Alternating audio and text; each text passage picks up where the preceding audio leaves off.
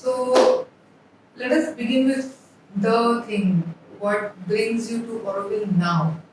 Now, well, actually, I was just in Tindivanam, very close by, just half an hour.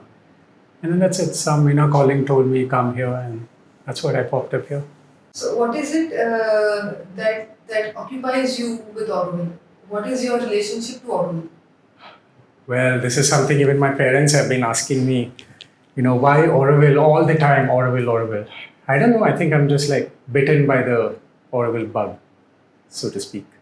It's just an inner calling which makes me dedicate my time, energy, and efforts to put things in the right direction, so as to say, because there are certain things that you don't want to take to your grave, no, that you could have done something but you did not. So yeah, that's why I'm completely spending all my prime age of my life to actually do something good for the project. What do you mean by putting Auroville in right direction?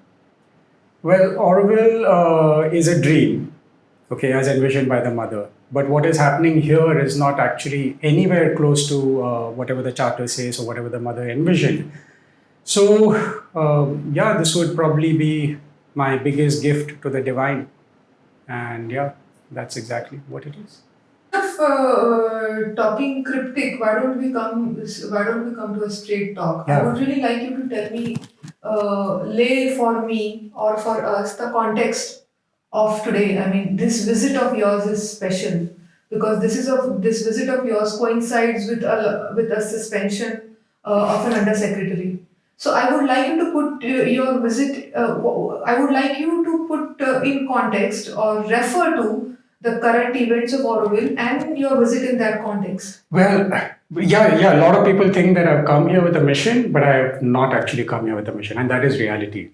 I'm just going with the flow. And the undersecretary has been suspended, but although there is no official news yet, there is no official letter. So I don't know. There are a lot of changes happening in Auroville a lot of times, and it just coincided. I'm serious. I've not come here with any mission, so as to say. Why was the undersecretary suspended? I think it was high time. He's been there for a long time, maybe more than 20 years. And the rot of the administration in Auroville is because of his carelessness, maybe abetment, direct abetment also. And there have been various allegation charges on undersecretary for a long time. I think it was high time that he was suspended. Can you please elaborate what you mean by the rot of Auroville? See, the Auroville Foundation Act actually was made so that the infighting of trustees stopped, in 1983. Then after that, the whole process of governing board and all these bodies, there are levels of governance with regards to the Auroville Foundation Act. It was all made so that administration is proper. But in this entire framework of governance, there are a lot of seepages, and that is exactly why it is not going in the right direction. Because there is collusion with a couple of public officers, powerful Aurovilians, elites who want to rule, who believe that Auroville belongs to them and nobody else. How do you come to this conclusion? It is not, as I said, it is not just conclusion, it is facts. It is bare facts which are like actually blaring at your face. And a lot of these reports are actually from Auronet. A lot of my reports, which is in Auroville Files, are not just like manufactured by me. It is actually given by Aurovilians themselves. And that is what I'm putting in the public domain. So can you please introduce us to your work, to your website, Auroville Files, and could you please elaborate on your research methodology? See, I was in Auroville for quite some time. Of course, there was a physical attack on me, which everyone is aware, but I don't want to get into the dark details of that. But before that attack also, the moment I arrived in Auroville, like within 3 months, I could see that whatever they are saying in the websites, that Auroville is a place which is above money, no politics, is actually absolutely untrue. And a lot of volunteers, newcomers, come to Auroville with a lot of aspiration, and they just join Auroville, and then they realize that what is actually told in the website is not actually reality. So I think, especially to ensure that Auroville follows what it tells the world, is actually the mission what Auroville Files is. It was done so that there are changes in administration. There are also criminal action on those who are controlling Auroville completely. I mean, it's not just now. They've been completely controlling Auroville for decades. And Auroville believes, I mean, the Auroville administration believes that they should always talk about flowery, beautiful things on websites and social media.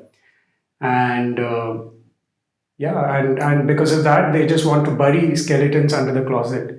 And there are so many skeletons under the closet. If that is not addressed, it's not going to go anywhere. So how did you uncover these skeletons? Uncover this? Skeletons under the claim that you say that there are skeletons under the closet. There are no claims actually, because there are skeletons under the closet and it's overflowing. It's overflowing to such an extent that they are not able to control. Auroville administration believes in censorship of public records. They delete emails, which is of public corruption. They do espionage on Aurovilians through their official email IDs. And Auronet, whenever anyone puts anything about corruption, whether economic or land, is quickly deleted or pushed under the radar, pushed under the rug. And Auroville Foundation has never taken cognizance. And most of the time, there are public officers in the Auroville Foundation who are actually colluding with these people and helping them cover up.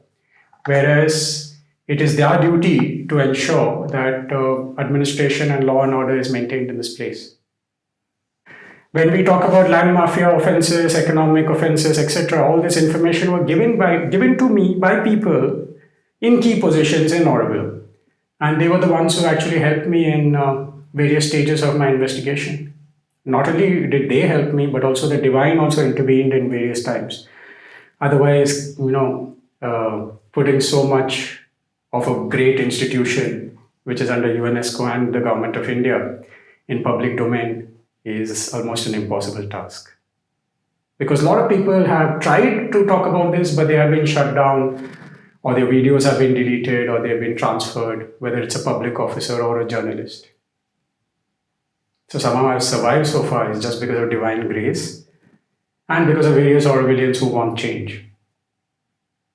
Because you have some really serious claims. You claim phrases like land mafia, nepotism, cronyism, espionage, and what exactly? Can you please unravel this bizarre mystery of Auroville for us? There is no bizarre mystery of Auroville as such, because any person with honest ethical conduct who is critical, who is a critical thinker who comes to Auroville can find out whatever Auroville is within like a few months. And I stopped using the word alleged way back. I stopped using the word alleged, I think, around 3 to 4 years back, because there's no point in talking about alleging, because it is. And it is not just me, it is crystal clear. The documents are just blaring in the eyes of public, in the eyes of the government of India and Aurovilians also.